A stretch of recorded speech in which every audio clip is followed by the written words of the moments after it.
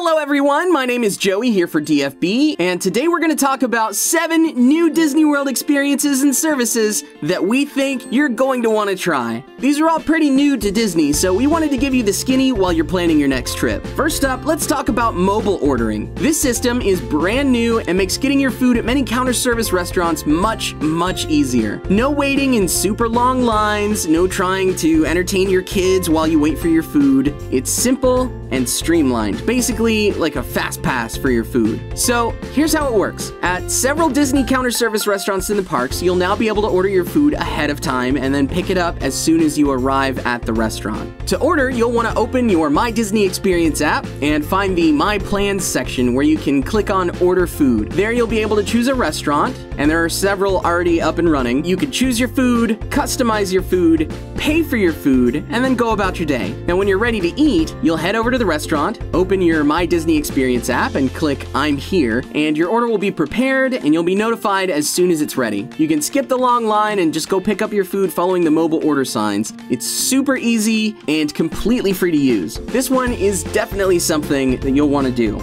Now, mobile order is currently available at Cosmic Rays, Pecos Bill, Pinocchio Village House, and Tomorrowland Terrace in Magic Kingdom, Pizzafari, Restaurantosaurus, and Satuli in Animal Kingdom, Deluxe Burger in Disney Springs, and Electric Umbrella in Epcot. In addition to these, many more restaurants should be coming online soon. The next experience you might want to try is Disney's new express transportation buses that go from park to park.